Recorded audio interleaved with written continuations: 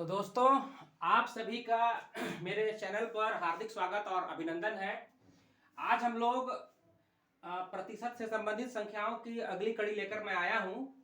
तो आप लोगों से निवेदन है कि जिस प्रकार का प्यार आप लोगों ने हमें दिया है, इस प्रकार का प्यार हमें आप बनाए रखें। और आप लोगों से मेरा पुनः निवेदन है कि आप प्रश्न को पूरा देखें, है ना, धैर्य रखें, हड़बड़ाइए नहीं, है ना। ठीक है, हम ऐसा ट्रिक्स सिखाएंगे आपको जिसमें आप जो है बेसिक्स, है ना, और ट्रिक्स दोनों साथ में रहेगा।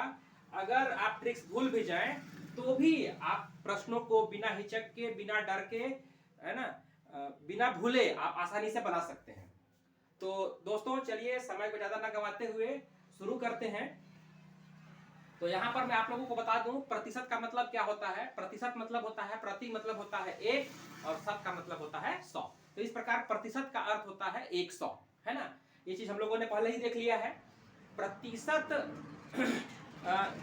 कोई भी मान हो, कोई भी वैल्यू हो, कोई भी धन हो, है ना, उसको अगर हमें प्रतिशत में दिखाना है तो उसके मान को हम कितना लिखते हैं? 100%। इस चीज का ध्यान रखेंगे। तो चलिए शुरू करते हैं।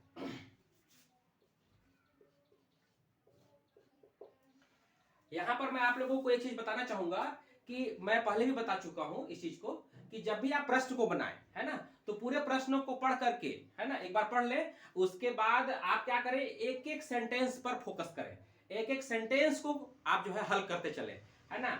तो इस प्रकार से जब आप बनाएंगे तो आप कंफ्यूज नहीं होंगे, है ना। पूरे प्रश्नों को एक बार देख करके आप उसको पूरा बनाएंगे तो आप गड़बड़ में फंस जाएंगे वहां पर, है ना। तो चलिए शुरू करते हैं। यदि किसी संख्या के 62% और 80% के बीच का अंतर 198 है, तो यहां पर आपको क्या करना है, आपको यदि किसी संख्या के 62%, आपको तुरंत 62% लिखना है। ठीक है, उसके बाद आगे चलते हैं। और 80%, उसके बाद तुरंत आपको 80% लिखना है। अब चूंकि 80% चूंकि क्या होता है, बड़ा होता है, तो आप इसके ऊपर लिख लीजिए के बीच का अंतर। अब अंतर मतलब क्या होता है, तो अंतर मतलब आप जानते ही हैं, घटाना, है ना। तो 80 में से आप 62 घटा लीजिए। यहां लेंगे आप हासिल लेंगे 10, 10 में से 2, ये हो गया 8, और 7 में से 6 चला जाएगा तो कितना बचेगा? 1, 18%। ठीक है, बहुत आसानी से बनाएंगे दोस्तों, धैर्य रखिएगा।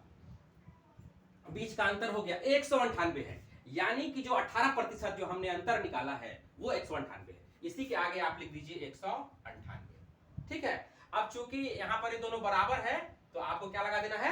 बराबर का चिन्ह लगा देना है। चलिए अब आगे चलते हैं। तो उस संख्या के 92% और 56% के बीच का अंतर ज्ञात कीजिए। यहां पर ध्यान रखिएगा, मैं आप लोगों को एक ट्रिक बताया था कि अगर 18%, 15%, जो भी वैल्यू, अगर उसका मान हमें पता है, हमें तुरंत क्या कर लेना है? 100% का मान निकाल लेना है। 18% बराबर 198, तो 100% बराबर कितना? ठीक है, तो चलिए बना लेते हैं। इसके बाद हम मैं आप लोगों को बताया था कि इसमें हमको अनुपात, समानुपात और अनुपात वाला फार्मूला लगाना है।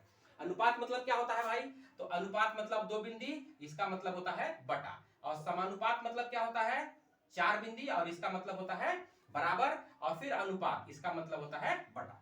ठीक है, तो इस चीज को हम लोगों ने पहले ही सीखा हुआ है, तो इसको हम लोग लिख लेंगे बटा में। ठीक है, और बटा बराबर बटा जब होता है तो हम क्या करते हैं? तिर्यक गुणा कर लेते हैं। तो चलिए तिर्यक गुणा कर लेते हैं यहां पर। तो ये हो जाएगा हमारा 18 गुणा x बराबर 100 गुणा 198। ठीक है, अब 18 चला जाएगा इस तरफ, ये हो जाएगा बटा में 18। ठीक है, अब इसको हम लोग काट लेंगे। 9 से कट जाएगा दोस्तों, 9 दूना 18, 9 दूना 18, 9 दूना 18। फिर ये 2 से कट जाएगा, 2 एकम 2 एकम 2 एकम। अब इसको गुणा करेंगे आप तो ये आ जाएगा 11 एकम 11 और 2। ये संख्या हमें मिल गई दोस्तों। ठीक है, जो भी एक एक सेंटेंस को आपको पढ़ना है और उसको सॉल्व करना है। ठीक है, अब चलिए आगे बढ़ते हैं। तो उस संख्या के 92%, अब फट से आप तुरंत लिख लीजिए 92%। ठीक है, और 56%, तो उसी के नीचे आप लिख लीजिए 56% के बीच का अंतर। अब अंतर बोल रहा है तो घटा लीजिए। तो 12 में से 6 जाएगा तो 6, 8 में से 5 जाएगा तो 3, यानी कि हमें 36% का मान निकालना है। ठीक है, अब किसका 36% भाई? तो 1100 का, उसी संख्या का बोल रहा है, उसी संख्या का। किस संख्या का? उसी संख्या का जो हमने निकाला है, यानी कि 1100 का। ठीक है, अब प्रतिशत का मतलब क्या होता है? बटा 100। तो आप बटा 100 कर लीजिए, है ना, और ये चिन्ह हट जाएगा यहां पर से। ठीक है, ये 0 और ये 0 बढ़ गया, ये 0 भी बढ़ गया। अब इन दोनों का आप गुणा कर लीजिए, 11 छक्का 66, 66 का आप 6 लेंगे, फिर 11 तिया 33, 33 और 6 जोड़ेंगे तो हो जाएगा आपका 100। तो देखिए दोस्तों, ये बताने में इतना समय लगा है, अगर आप इसको बनाना चाहें तो आप 15 से 20 सेकंड के अंदर आप इसको बना सकते हैं। ठीक है दोस्तों, चलिए अब आगे बढ़ते हैं हम लोग अगले टॉपिक पर। तो आइए दोस्तों, आज हम लोग देखेंगे 10वें प्रकार, प्रतिशत पर आधारित 10वां प्रकार का प्रश्न। ठीक है, परीक्षा में फेल और पास पर आधारित प्रतिशत के प्रश्नों को देखेंगे। देखिए दोस्तों, इस प्रकार के प्रश्न, बहुत सारे प्रश्न आजकल पूछे जाते हैं परीक्षाओं में। ठीक है, किसी परीक्षा में 60% विद्यार्थी गणित में, 70% अंग्रेजी में और 50% विद्यार्थी दोनों में उत्तीर्ण हुए, तो बताइए कुल कितने विद्यार्थी उत्तीर्ण हुए। ठीक है, तो इसके लिए क्या करना है दोस्तों, एक ट्रिक आपको याद रखना है और बहुत ही आसान ट्रिक है।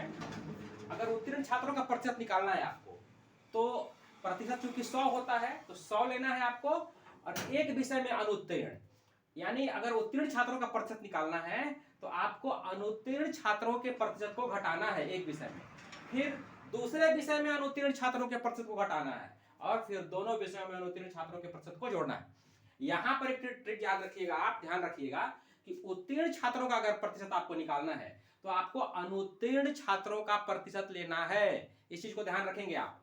और अगर अनुत्तीर्ण छात्रों का प्रतिशत निकालना हो तो बताइए क्या करेंगे, सिंपल सा लॉजिक है भाई, अगर उत्तीर्ण छात्रों का प्रतिशत निकालने के लिए अनुत्तीर्ण छात्रों को घटाना है तो अनुत्तीर्ण छात्रों का प्रतिशत निकालने के लिए उत्तीर्ण छात्रों का प्रतिशत घटाना पड़ेगा। ठीक है, तो चलिए शुरू करते हैं।